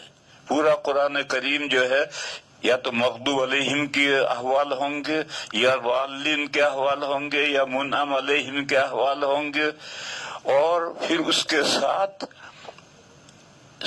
باقی جو احکام صراط مستقیم یعنی زندگی کیسے گزارنی ہے اس دنیا کے اندر، اس کے احوال بھی سب آئیں گے. یہ سورہ فاتحہ میں اتنے مضامین ہیں. اب یہ مسئلہ سب رسالت کا ہے. یہ رہنمائی کون کرے گا، سیدھا راستہ کون دکھائے گا؟ اللہ کا رسول دکھلائے گا. بس یہ رسالت کا مسئلہ ہے. اور یہی یہی دین اسلام کے تین بنیادی مسئلے ہیں. ایک اللہ معبود ایک ہے، اسی کی بندگی کرو، اس کے علاوہ کسی کے سامنے کسی سے نیاز خم مت کرو. تیسرا قیامت کی تیاری کرو، اس دن رحمت خاص ہوگی، اس رحمت خاص کو حاصل کرنے کے لیے کوشش یہاں سے کر کے جانا ہے. اور تیسرا یہ ہے کہ اللہ نے اس دنیا کے اندر اس صحیح پاک پر، صحیح راہ پر چلنا ہے تاکہ ہم دوسری دنیا میں جا کر کامیاب ہوں. لہذا قرآن کریم کو پڑھو، اور آگے سورہ بقرہ سے قرآن کریم کا تذکرہ شروع ہوگا. یہ دلیل رسالت ہے. رسول تو ہمارے نبی صلی اللہ علیہ وسلم ہیں. ہمارے نبی صلی اللہ علیہ وسلم کے لیے دلیل کیا ہے کہ آپ نبی ہیں؟ ان کی دلیل یہ ہے کہ انہوں نے یہ قرآن پیش کیا ہے. لہذا یہ قرآن دلیل رسالت سے اگلی صورت شروع ہوگی. وآخر دعوانا ان الحمدللہ رب العالمین. اس کے بعد سوالات ہیں، 9 سوال آئے ہیں. لہذا اس وقفے میں یہ سوال بھی مختصر طریقے پر جلدی تھوڑے سوالات کے جواب دوں گا. پہلا سوال یہ ہے کہ دادی حوا اگر آدم علیہ السلام کی پسلی سے پیدا نہیں ہوئی تو پھر کس طرح پیدا ہوئی؟ جواب، یہ جو تم نے کہا کہ دادی حوا حضرت آدم علیہ السلام کی پسلی سے پیدا نہیں ہوئی، یہ نہیں ہوئی کی کیا دلیل ہے؟ جتنی روایت ہے اس سلسلے میں وہ سب اسرائیلیات ہیں، اور تفسیروں میں یہ سب اسرائیلیات آئے ہیں. اور اسرائیلیات میں بائبل میں آج بھی یہ مضمون ہے. اور ایک بائبل فوٹو والی ہے، اس فوٹو والی بائبل میں تو پورے صفحے میں فوٹو ہے. ایک باغ ہے، اس درخت کے نیچے ایک مرد سویا ہے. اللہ تعالیٰ کبوتر بن کر کے پنجے میں چھری لے کر آئے اور اس مرد کے پہلو میں سے تھوڑا سا گوشت لے گئے اور حضرت ہوا کو بنا کر بھیج دیا، ابھی وہ سوئے ہیں، ان کے ابھی بیدار نہیں، اسے پہلے وہ آ کر وہاں بیٹھ گئی۔ یہ سارا مضمون بائبل میں ہے، آج بھی بائبل چھپے ہوئے ہیں، ہر زبان میں چھپے ہوئے ہیں، دیکھو یہ سب روایتیں تفسیروں میں آئی ہیں۔ میں نے کہا تھا کہ صحیح حدیثوں میں بخاری میں صرف ایک حدیث ہے، اور اس حدیث کا بھی حافظ ابن حجر علیہ الرحمٰن نے یہ مطلب بیان کیا۔ اب دوسرا سوال یہ ہے کہ پھر وہ کیسے، حضرت دادی ہوا کیسے پیدا ہوئی، تو اسے سنو۔ حضرت شاہ ولی اللہ صاحب علیہ الرحمٰن نے حجت اللہ میں یہ مضمون لکھا ہے کہ اس وقت مخلوقات 3 طرح پیدا ہو رہی، بے شمار مخلوقات ہیں جو مٹی سے ڈائریکٹ پیدا ہوتی ہیں، جیسے کیڑے مکوڑے، پھل لٹک رہا ہے اس میں کیڑے پڑ گئے، ہمارے پیٹ میں کیڑے پڑ گئے، وقت آیا برسات ہوئی تو جنگل میں کیڑے ہی کیڑے پیدا ہو گئے۔ یہ کہاں سے پیدا ہوئے؟ یہ ڈائریکٹ مٹی سے پیدا ہوئے۔ بارش ہوتی ہے، تم نالی میں دیکھتے رہو، تمہیں کچھ نظر نہیں آئے گا، اور مینڈک پیدا ہو کر کود کر کے پھٹک دے کے چلا جائے گا اور ٹر ٹر کرنے لگے گا۔ تو بے شمار مخلوقات ہیں جو ڈائریکٹ مٹی سے پیدا ہوتی ہیں، پھر ان میں توالد و تناسل نہیں ہوتا ہے، جب تک ان کی زندگی ہے وہ زندہ رہ کر کے پھر مر جاتی ہیں، تو یہ ان کی قیامت آ گئی۔ مجھے یاد ہے برسات میں جنگل میں ایک کیڑا پیدا ہوتا، مخمل جیسا سرخ، راتڑیا ہم کہتے تھے۔ تو ایک خاص مہینہ آیا کہ بس جنگل سارا راتڑیوں سے بھر جاتا تھا، اور 15 دن کے بعد میں سب ختم، کہاں گئے اللہ جانے کہاں گئے۔ تو ایک تو مخلوقات آج بھی بے شمار مخلوقات ڈائریکٹ مٹی سے پیدا ہو رہی، دوسری وہ مخلوقات ہے کہ جو مٹی سے بھی پیدا ہوتی ہے اور پھر ان میں توالد و تناسل بھی ہوتا ہے، جیسے مچھلی۔ ایک تالاب ہو، چاروں طرف سے کوئی پانی کے آنے کا راستہ نہ ہو، اور تالاب کے اندر 5-10 سال ہوتے ہوتے اس تالاب میں مچھلیاں خود بخود پیدا ہو جائیں گی، پھر ان مچھلیوں کے اندر توالد و تناسل بھی ہوتا ہے، مچھلی انڈا بھی دیتی ہیں، انڈوں میں سے بچے بھی نکلتے ہیں۔ اور تیسرے بڑی مخلوقات ہیں، گھوڑا، اونٹ، مرغی، یہ وہ، انسان، جنات وغیرہ وغیرہ، یہ جو بڑی مخلوقات ہیں ان کے پہلے 2 فرد ڈائریکٹ مٹی سے بنائے گئے، پھر اس کے بعد میں ان میں توالد و تناسل شروع ہوا، اب توالد و تناسل ہو رہا ہے، اب دوبارہ مٹی سے نہیں بنتے۔ اور وہ جو رسل صاحب کہتے ہیں کہ انسان بندر سے ترقی کر کے انسان بن گیا، وہ بنا ہوگا، وہ بندر سے بنا ہوگا، ہم تو نہیں بنے۔ بندر کے اندر بھی جو پہلے 2 فرد ہیں وہ مٹی سے بنے ہیں، اور انسانوں میں جو پہلے 2 فرد ہیں دادا دادی، وہ بھی مٹی سے بنے ہیں۔ دلیل حوالہ روح المعانی ایک بڑی معتبر تفسیر ہے، اس کی سورہ نساء کھولو، سورہ نساء کی پہلی آیت ہے، یا ایھا الناس اتقوا ربکم الذی خلقکم من نفس واحدہ وخلق منها زوجها وبث منہما رجالا کثیرا ونساء۔ اس کی تفسیر حوض میں وہی مشہور تفسیر کی ہے کہ دادا مٹی سے، اللہ نے ان کو زمین کی مٹی سے پیدا کیا، پھر ان کی پسلی سے دادی کو پیدا کیا، وہ جو اسرائیلی مضمون جو تفسیروں میں آیا وہی کیا ہے۔ وہیں حاشیے میں حضرت جابر رضی اللہ تعالیٰ عنہ کے ایک شاگرد ہیں محمد باقر رحمت اللہ علیہ، تابعی ہیں، ان کا قول لکھا ہے، اور لکھا ہے کہ خلقت حواء من بقیت طینۃ آدم، پھر 12 لکھ کر لکھا ہے منہ، یعنی یہ حاشیہ کسی نے نہیں بڑھایا بلکہ تفسیر والے نے ہی یہ حاشیہ لکھا ہے کہ حضرت دادا آدم کو پیدا کرنے کے لیے جو حکم ہوا تھا اور فرشتوں نے جو مٹی تیار کی تھی اس مٹی میں سے دادا کا پتلا بنا دیا، تو باقی جو بچی ہوئی مٹی تھی اس مٹی سے دادی حوا کو بنایا گیا۔ یہ روح المعانی کے سورہ نساء کے پہلی آیت کی تفسیر کے حاشیے میں ہے، اور حضرت امام باقر یہ حضرت جابر کے شاگرد ہیں، ان کا قول لکھا ہے کہ خلقت حواء من بقیت طینۃ آدم، یہ دوسرا قول ہے۔ پھر مسئلے دو ہیں، ایک مسئلہ تو یہ ہے کہ ہر عورت مرد کی پسلی سے بنی ہے، یہ تو بداہتاً غلط ہے۔ ہر عورت کسی نہ کسی مرد کی پسلی سے بنی ہے تو غلط ہے۔ کیوں؟ بہت سی عورتیں مرد کے اس کے شوہر کے پیدا ہونے سے پہلے پیدا ہو جاتی، لڑکی پیدا ہو جاتی ہے، ابھی تو لڑکا تو وجود میں نہیں آیا تو اس کی پسلی سے کہاں پیدا ہوئی۔ اور بہت سی لڑکیاں ہیں زندگی بھر شادی نہیں کرتی تو وہ کس کی پسلی سے پیدا ہوئی۔ لہذا یہ مضمون کہ ہر عورت کسی نہ کسی مرد کی پسلی سے پیدا ہوئی ہے، یہ تو مضمون بداہتاً غلط ہے۔ ہاں، دادی دادا کی پسلی سے پیدا ہوئی، یہ بائبل سے یہ مضمون تفسیروں میں آیا ہے، صحیح حدیثوں میں یہ مضمون نہیں ہے۔ اور یہ سوال کہ بھی دادی پیدا کہاں ہوئی، تمام بڑی انواع اس کے پہلے دو فرد ڈائریکٹ مٹی سے بنے ہیں، تو انسان بھی ایک بڑی نوع ہے، اس کے پہلے جو دو فرد ہیں وہ ڈائریکٹ مٹی سے بنے ہیں۔ یہاں رک کر ایک بات سمجھو، یہ مولویوں کے سمجھنے کی بات ہے، ہر ایک کے سمجھنے کی بات نہیں ہے۔ وہ یہ ہے کہ یا ایھا الناس اتقوا ربکم الذی خلقکم من نفس واحدہ، نفس واحدہ کی تفسیر کرتے ہیں آدم علیہ السلام۔ یہ تفسیر متعین نہیں ہے، نفس سے مراد انسان کا نفس ہے جس کو نفس ناطقہ کہتے ہیں۔ اللہ نے تم سب انسانوں کو نفس انسان بنایا، انسان کا جو نفس ہے نفس ناطقہ اس سے بنایا ہے، اور اس کا جوڑا بنایا ہے، مرد اور عورت کا جوڑا بنایا، یعنی دو صنفیں بنائی ہیں، ایک صنف مرد ایک صنف عورت۔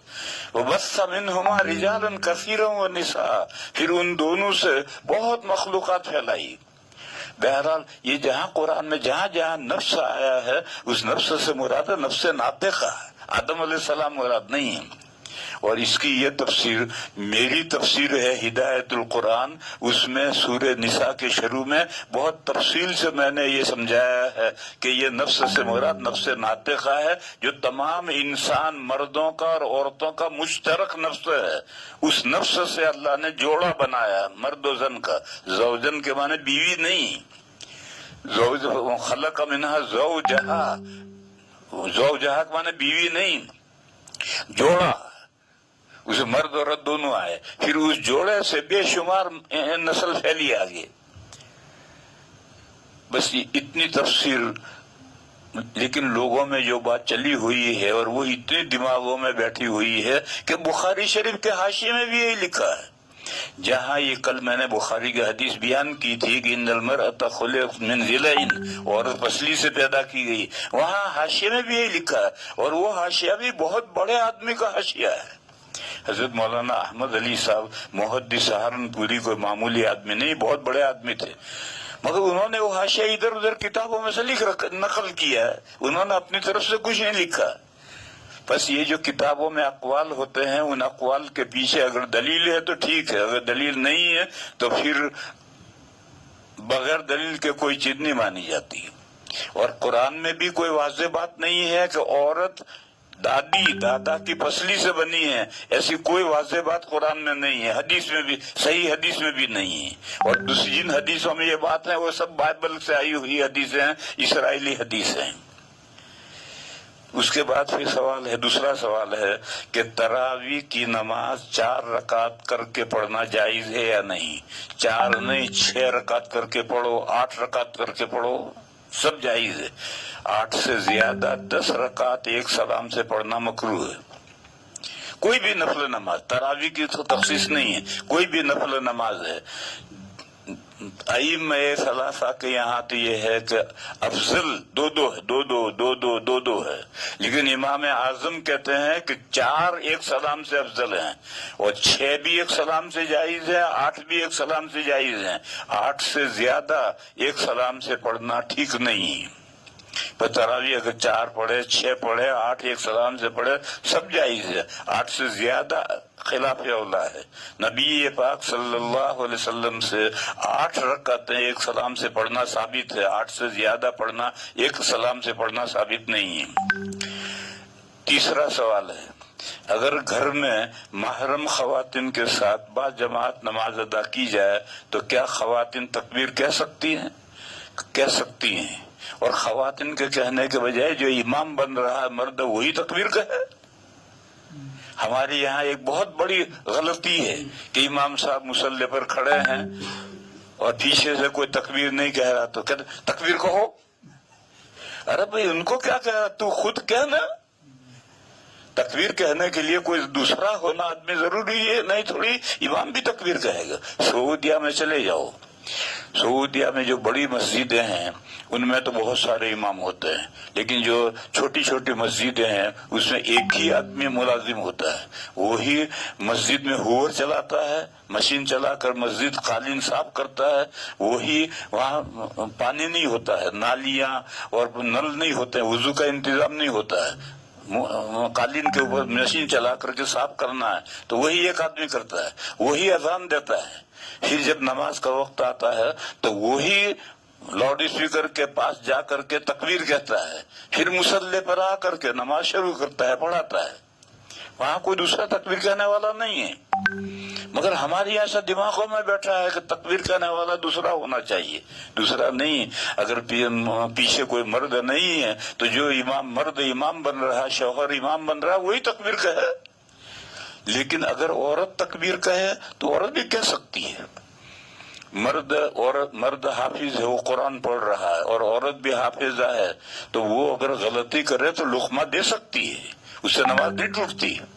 اور وہ جو فقہ میں ہے کہ صوت المرأۃ عورتن، اس کا عورت کی آواز بھی سطر ہے، ننگاپا ہے، اس کا تعلق معاشرے کے ساتھ ہے کہ گھر میں عورت ہے، کسی نے دروازہ کھٹکھٹایا تو عورت گھر میں سے اس سے باتیں نہ کرے، کراری آواز میں کہہ دے میاں صاحب گھر میں نہیں ہے۔ یہ جو عورتوں کا اجنبیوں کے ساتھ رسیلی آواز میں گفتگو کرنا ہے، اس کے ساتھ اس مسئلے کا تعلق ہے۔ صوت المرأۃ عورتن، عورت کی آواز بھی عورت ہے۔ نماز میں اگر عورت لقمہ دے گی تو عورت کی نماز نہیں ٹوٹے گی، مرد لقمہ دے گا تو نماز نہیں ٹوٹے گی، اور وہ تکبیر کہے گی تو اس سے کوئی آسمان ٹوٹ نہیں پڑے گا۔ باقی اس کو کہنی نہیں چاہیے، امام مرد ہے وہ مرد ہی تکبیر کہے۔ اس کے بعد ہے جو حدیث شدید درجہ کی ضعیف ہو، جو حدیث شدید درجہ کی ضعیف ہو وہ فضائل میں چل سکتی یا نہیں چل سکتی۔ ضعیف حدیث فضائل میں معتبر ہے، ضعیف حدیث فضائل میں معتبر ہے، لیکن جو حدیث شدید ضعیف ہے یعنی تقریباً موضوع جیسی ہے، ایک تو ہے 100% موضوع گھڑی ہوئی حدیث ہے، اور ایک ہے کہ وہ شدید ضعیف ہے تو وہ بھی گویا یہ سمجھو کہ وہ موضوع جیسی ہے، وہ فضائل میں بھی نہیں چلے گی، فضائل میں ضعیف حدیث چلے گی۔ ضعیف حدیث جو ہے وہ تو فضائل اعمال میں ضعیف حدیث چلتی ہے، شدید ضعیف حدیث نہیں چلتی۔ اس کے بعد سوال ہے اگر تراویح کی پہلی 4 رکعت میں 15واں پارہ پڑھا، پھر باقی 16 رکعت میں 13واں 14واں پارہ پڑھا تو کیا تراویح درست ہو جائے گی؟ بالکل درست ہو جائے گی۔ اس مسئلے کو چھوڑو، تم یوں سمجھو کہ امام صاحب نے پہلی رکعت میں قل هو اللہ پڑھا اور دوسری رکعت میں تبت یدا پڑھا تو نماز ہو جائے گی۔ اور پڑھنا نہیں چاہیے، پڑھنا پہلی رکعت میں تبت یدا پڑھو، پھر دوسری میں قل هو اللہ پڑھو، یعنی اترتا قرآن پڑھو، اور یہ اترتا قرآن پڑھنا واجب ہے، مگر یہ قرات کا واجب ہے، نماز کا واجب نہیں۔ لہذا اگر کوئی سرا پڑھے تو نماز ہو جائے گی، نماز کا کوئی واجب فوت نہیں ہوا۔ سبب اور مسبب کسے کہتے ہیں؟ سبب کے معنی ہے ذریعہ، جیسے کنواں ہے، کنویں میں پانی تک پہنچنے کا ذریعہ رسی اور ڈول ہے، اس کے ذریعے سے ہم پہنچتے ہیں، تو یہ رسی اور ڈول سبب ہے اور پانی مسبب ہے۔ اسی طرح سے ہم کھانا کھاتے ہیں، روٹی سالن کھاتے ہیں، پانی پیتے ہیں تو شکم سیر ہوتے ہیں، تو یہ پیٹ بھر گیا، سیر ہو گئے، یہ سیر ہونا مسبب ہے، اور اس کا سبب ہے روٹی سالن اور پانی، یہ اس کا سبب ہے۔ قرآن کریم میں آگے جا کر کے آئے گا، فرعون نے اپنے حامان سے کہا کہ تو یہ پجاوا پکا اور پکی اینٹیں پکا کر کے ایک اونچا محل بنا، میں اس محل پر چڑھ کر کے آسمان کی راہوں سے پار لوں گا، ابلغ الاسباب، تو ایسا محل بنا کہ میں اس پر چڑھ کر کے اسباب پالوں، اسباب السماوات، آسمانوں کی راہیں پالوں، یعنی وہاں اتنا محل بنا کہ میں اس پر چڑھ کر کے آسمان پر چڑھ جاؤں، اور پھر جا کر کے اللہ میں سے پوچھا ہوں کہ انہوں نے موسیٰ کو پیغمبر بنایا یا نہیں بنایا۔ اچھا، پھر یہ جو اسباب ہیں، روٹی سالن سے پیٹ بھر جاتا ہے، پانی سے سیراب ہو جاتے ہیں، یہ جتنے اسباب ہیں یہ کس نے اسباب بنایا؟ نہیں، ان روٹی کے اندر تو یہ تاثیر نہیں ہے۔ اگر روٹی میں یہ تاثیر ہے تو جس کو استسقاء کی بیماری ہے وہ پانی پیتے پیتے پیٹ پھٹ جاتا ہے، کھاتے کھاتے پیٹ پھٹ جاتا ہے، پیٹ نہیں بھرتا، یہ تو اللہ نے ان میں یہ سبب کے اندر یہ تاثیر رکھی ہے۔ تو اللہ ہے مسبب الاسباب، اسباب کو اسباب بنانے والے اللہ ہیں، اللہ کے علاوہ کوئی کسی سبب کو سبب بنانے والا نہیں ہے، تمام اسباب کو اللہ نے اسباب بنایا ہے، اور یہ اسباب جو ہیں مسببات تک لے جانے کا ذریعہ اللہ نے بنایا ہے، تو ان اسباب سے ہم مسببات تک پہنچتے ہیں۔ قادر مطلق کے کیا معنی ہیں؟ مطلق کے معنی کامل، قادر مطلق یعنی کامل قادر، ایسا قادر کہ جس سے اوپر کوئی قادر نہیں ہے، آخری سرا ہے قدرت کا، ورنہ قدرت تو نیچے ہوتی گئی، ایک قادر ہے، اس سے اوپر والا قادر ہے، اس سے اوپر والا قادر ہے، یہاں تک کہ آخری سرا اللہ ہے، اللہ قادر ہے، اللہ کے اوپر کوئی قدرت نہیں ہے۔ تو قادر لفظ مطلق کے معنی کامل، قادر مطلق یعنی کامل۔ ہمارے اس کے بعد سوال ہے، ہمارے بنگلہ دیش میں عوام الناس سلوک اور تصوف کے تعلق سے افراط و تفریط کے شکار ہیں۔ اس صورتحال میں ہم آپ سے یہ جاننا چاہتے ہیں کہ شریعت میں بیعت کی کیا حقیقت ہے؟ سنو پائے، یہ بڑا تفصیلی موضوع ہے۔ افراد کے معنی ہے زیادتی، آگے بڑھنا، اور تفرید کے معنی پیچھے رہ جانا، کوتاہی کرنا۔ سلوک کے تعلق سے کچھ لوگ تو یہ کہتے ہیں کہ بیعت کا کوئی جواز ہے ہی نہیں۔ ایک فرقہ ہے نجدیوں کا، اور انہی نجدیوں کے فرقے کا مودودی جو ہمارے یہاں ہیں، یہ تصوف کو مانتے ہی نہیں۔ مودودی صاحب نے تو تصوف کو چنیا بیگم لکھا ہے، چنیا بیگم کہتے ہیں افیون کو، کہ یہ پیر صاحب مریدوں کو یہ افیون کھلا دیتے ہیں اور پاگل بنا دیتے ہیں۔ تو یہ مودودی اور یہ نجدی، اور آج کل سعودیہ میں زیادہ تر سب نجدی ہیں، اور یہ جو غیر مقلدین ہیں یہ بھی سب نجدی ہیں، یہ تصوف کو گھاس ہی نہیں ڈالتے، وہ کہتے کچھ نہیں ہے۔ اور ایک دوسرا فرقہ ہے جو بدعتیوں کا ہے، جو بریلویوں کا ہے، وہ کہتے ہیں کہ بیعت کے بغیر نجات ناممکن ہے۔ جس کو آخرت میں نجات چاہیے تو پیر چاہیے، بلکہ ان کے گدھے تو یہ کہتے ہیں کہ بولتے پیر، گونگے پیر سے بولتا پیر اچھا، گونگا پیر یعنی قرآن، اور بولتا پیر یعنی یہ پیر وہ اچھا۔ یہ دونوں فرقے افراط و تفریط میں ہیں۔ صحیح بات کیا ہے؟ صحیح بات یہ ہے، سنو، قرآن سے اور حدیث، قرآن سے اور صحیح حدیث سے بیعت کا ثبوت ہے۔ سورہ ممتحنہ میں آیت ہے، یا ایھا النبی اذا جاءک المؤمنات یبایعنک علی الا یشرکن باللہ۔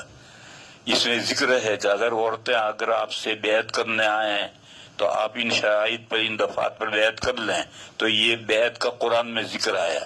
اور جو حکم عورتوں کے لیے ہے وہی حکم مردوں کے لیے ہے. یہ قاعدہ یاد رکھو. نوعی احکام مرد اور عورت کے مشترک ہیں اور صنفی احکام الگ ہیں. مرد کے داڑھی نکلتی ہے، عورت کے نہیں نکلتی ہے. عورت کو حیض آتا ہے، مرد کو نہیں آتا. اس کے احکام الگ ہیں. لیکن نوعی جو احکام ہیں وہ سب کے دو ہے. مرد کو بھی نماز پڑھنی ہے، عورت کو بھی نماز پڑھنی ہے، روزہ رکھنا ہے، زکوٰۃ دینا ہے. سب کے احکام مشترک ہیں. تو اب یہ بیعت کا جو حکم ہے یہ صنفی نہیں ہے، یہ نوعی ہے. اور جب عورتوں کے تعلق سے بیعت کا ذکر قرآن میں آیا تو وہی مردوں کے لیے حکم ہے. اور بخاری شریف میں حضرت عبادہ ابن صامت رضی اللہ تعالی عنہ کی حدیث ہے بخاری شریف میں کہ ایک مرتبہ نبی پاک صلی اللہ علیہ وسلم نے ہم سے کہا آؤ بیعت کرو. یہ بیعت سلوک ہے. اور وہی دفعات جو سورہ ممتحنہ میں ہے انہی دفعات پر حضور نے مردوں کو بیعت کیا. تو قرآن سے بھی بیعت کا ثبوت ہے اور حدیث سے اعلیٰ درجے کی پکی بخاری کی حدیث سے بھی بیعت کا ثبوت ہے. مگر اس کے ساتھ سنو میرے بھائیو، بیعت آخرت میں نجات کے لیے ضروری نہیں ہے. اگر آخرت میں نجات کے لیے بیعت ضروری ہوتی تو تمام مرد اور تمام عورتیں حضور سے بیعت ہوتے. حالانکہ تمام صحابہ حضور سے بیعت نہیں تھے، تمام صحابیات حضور سے بیعت نہیں تھے. خاص خاص صحابہ بیعت تھے، خاص خاص صحابیت بیعت تھی. اور جو عورتیں بیعت تھی ان کا جب تاریخ میں تذکرہ آتا ہے تو یہ جملہ آتا ہے کانت من المبایعات. یہ خاتون بیعت کرنے والی خواتین میں سے ہے. اس سے ان کا مقام و مرتبہ بڑھ جاتا تھا. ایسے مردوں میں سے بھی بیعت کرنے والے خاص ہیں. اور یہ جو آج کل سلسلہ ہے کہ پیر صاحب نے مجاز بنایا، اب تو مجاز نہیں مجاز، یعنی حقیقت کا مقابل مجاز، ڈپلیکیٹ. یہ لفظ ہی غلط استعمال کرتے ہیں. مجاز بنایا، یہ جو سلسلہ ہے ہم نے آج تک کسی حدیث میں نہیں پڑھا کہ حضور نے کسی صحابی کو خلیفہ اور مجاز بنایا ہو. بیعت تو صحابہ تھے اور جن باتوں پر بیعت تھی صحابہ مضبوطی سے اس پر عمل کرتے تھے. لیکن حضور نے کسی صحابی کو اجازت دی ہو کہ تو آگے بیعت کرنا اور تو رہنمائی کرنا، اس کی کوئی حدیث ہم نے آج تک نہیں پڑھی. بس یہ جو سلسلہ ہے. پھر اس کا تعلق ارشاد مانے جس کے پاس دین کا پختہ علم ہے وہ لوگوں کی دینی رہنمائی کرے گا. بیعت سے کوئی تعلق نہیں. بیعت الگ سلسلہ ہے. یہ تو ذاتی عمل کے لیے ہے. ہم نے پیر کے ساتھ جن باتوں کا معاہدہ کیا ہے ان باتوں پر مضبوطی سے ہم عمل کریں، اس مقصد سے بیعت ہے. اور لوگوں کی دینی رہنمائی کے لیے ارشاد، دینی رہنمائی کے لیے دین کا پختہ علم ضروری ہے. جس کے پاس دین کا پختہ علم ہے وہ رہنمائی کرے گا. مجھے یاد ہے جب ہمارے دیوبندیت شروع ہوئی اور شروع میں کام چلا تو ہمارے یہاں مدرسوں میں نصاب میں در مختار پوری پڑھائی جاتی تھی. اور دارالافتاء اور فتویٰ کا کام کوئی نہیں بتاتا تھا. آج دارالافتاء بے شمار دارالافتاء ہیں اور کسی دارالافتاء کے طالب علموں کو پوری فقہ نہیں معلوم. اور پہلے اسی درس نظامی میں در مختار پوری پڑھاتے تھے. اب جس نے در مختار پوری پڑھ لی وہ تو مفتی ہے، وہ دینی رہنمائی کرے گا. اور یہ جو دارالافتاء سے مفتی نکل رہے ہیں جن کو پوری فقہ ہی نہیں جانتے وہ کیا دینی رہنمائی کریں گے اور کیا فتویٰ دیں گے. تو اسی طرح سے میرے بھائیو سمجھو کہ بیعت ذاتی ضرورت کے لیے ہے. اپنے بات میرے اندر کی جو بیماریاں ہیں جس کو میں نہیں سمجھ سکتا ہوں تو وہ پیر کے ذریعے سے اس کی میں اصلاح کروں گا. اور کچھ اعمال پر عمل مضبوطی سے عمل کرنے کے لیے میں پیر کی رہنمائی کروں گا. اور لوگوں کی دینی رہنمائی کرنا اس کا تعلق تو پختہ علم کے ساتھ ہے، اس کے ساتھ ارشاد کا تعلق ہے، بیعت کا اس کے ساتھ تعلق نہیں. لہذا میرے بھائیو بیعت برحق ہے لیکن خواص کی بیعت، عوام کی نہیں. یہ جو عوام کی بیعت ہے یہ تو بریلویت ہے اور خواص کی جو بیعت ہے یہ دیوبندیت ہے. اور خواص کو بیعت کرو اور بیعت کر کے حضرت شیخ مولانا زکریا صاحب قدس سرہ نے اپنی آپ بیتی میں ایک جگہ لکھا ہے کہ میں نے مولوی منور کٹیہاری کو اور مفتی محمود گنگوہی کو 40 سال رگڑا ہے. لفظ رگڑا لکھا ہے کہ 40 سال رگڑا ہے، اس کے بعد ان کو اجازت دی. تو اب یہ ایسے خواصی کو بیعت ہوتے تھے، عوام کو بیعت نہیں کرتے تھے، اور عوام اگر بیعت ہوتے بھی تھے تو ان کی ذات تک ان کو خلیفہ نہیں بنایا جاتا تھا. بہرحال بیعت برحق ہے، اور خواص کی بیعت دیوبندیت ہے، اور عوام کی بیعت یہ بریلویت ہے. ہمارے 4 اکابر ہیں، حضرت نانوتوی، حضرت گنگوہی، حضرت مولانا یعقوب صاحب اور حضرت تھانوی. یہ 4 ہمارے بڑے ہیں، دیوبندیت کے بڑے ہیں. ان میں سے مولانا حضرت نانوتوی اور حضرت مولانا یعقوب صاحب کسی کو بیعت نہیں کرتے تھے. کچھ لوگ بیعت تھے اور ان کا کوئی خلیفہ نہیں ہے، کوئی مجاز نہیں. حضرت تھانوی اور حضرت گنگوہی خواص کو بیعت کرتے تھے اور ان کے خلفاء بھی ہیں. پھر ہمارے حضرت نانوتوی قدس سرہ کے شاگرد ہیں حضرت مولانا عبدالعلی میرٹھی. ان سے دہلی میں مدرسہ عبدالرب میں پڑھا ہے حضرت مولانا محمد نذیر صاحب پالنپوری نے. حضرت مولانا محمد نذیر صاحب کے مدرسے میں 4 سال پڑھا ہوں. پھر اس کے بعد میں مظاہر میں گیا ہوں. حضرت مولانا محمد نذیر صاحب بھی کسی کو بیعت نہیں کرتے تھے، کسی کا ہدیہ بھی قبول نہیں کرتے تھے.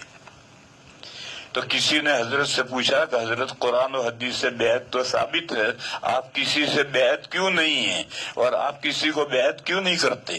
تو حضرت نے جواب دیا کہ میں مومنوں کو جاہل پیروں کی بیعت میں سے نکال کر لایا ہوں. میں مومنوں کو جاہل پیروں کی بیعت میں سے نکال کے لایا ہوں. اگر میں بیعت کرنے لگوں گا تو لوگ کیا کہیں گے؟ تو بیعت نہیں کرتے تھے. اور یہ بیعت ہوتی کیا ہے؟ ہدیہ لینے کے لیے. حضرت ہدیہ بھی نہیں لیتا تھے کسی کا.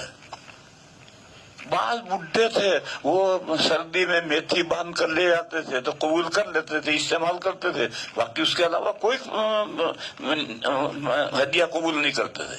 بہرحال یہ سب بیعتیں ہدیہ قبول کرنے کے لیے ہیں اور اسی مقصد کے لیے ہیں. اور حضرت نانوتوی اور مولانا یعقوب صاحب یہ دونوں بیعت بالکل نہیں کرتے تھے. بس یہ خواص کی بیعت برحق ہے، اور جس کو بھی بیعت کرو اس سے ہدیہ نہیں لینا. حضرت تھانوی رحمت اللہ علیہ کے یہاں ہدیہ اگر کسی کو دینا ہے تو پہلے درخواست دینی پڑتی تھی اور اجازت لینی پڑتی تھی.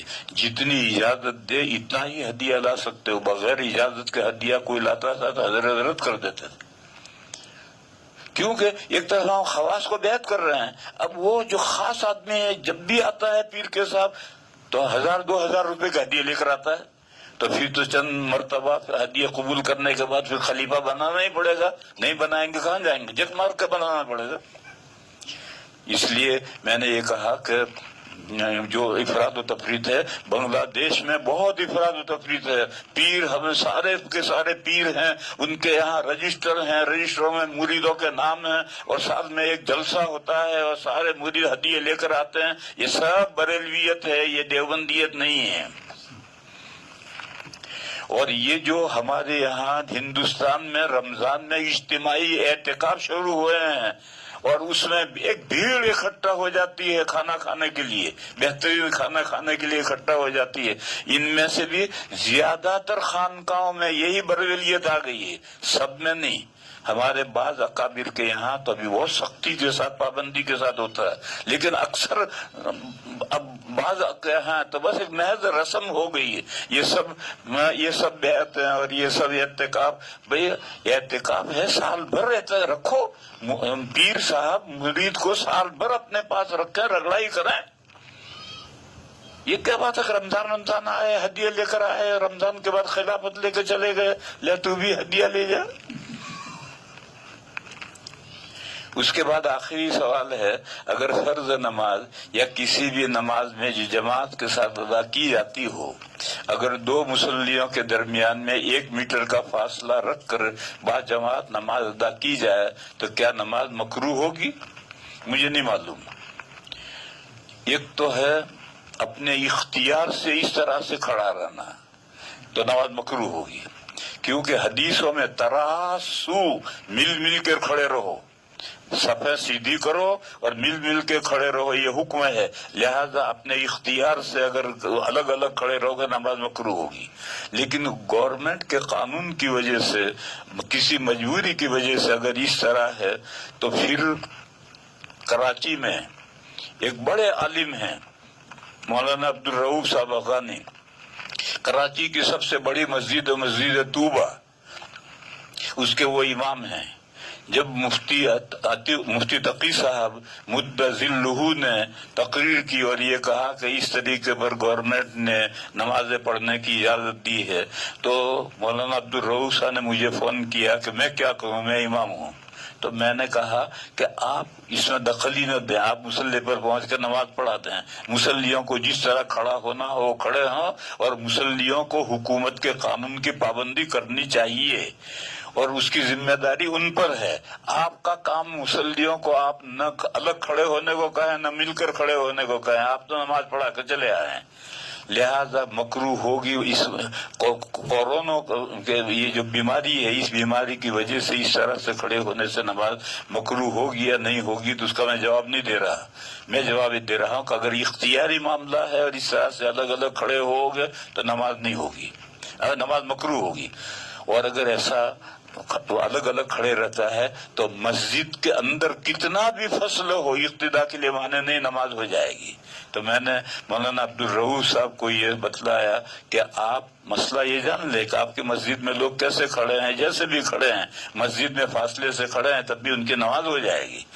غیر مسجد میں اگر کوئی فاصلے سے کھڑا ہے تو وہاں پھر مسئلے ہیں کہ کتنے فاصلے سے نماز ہوگی، کتنے فاصلے سے نہیں ہوگی.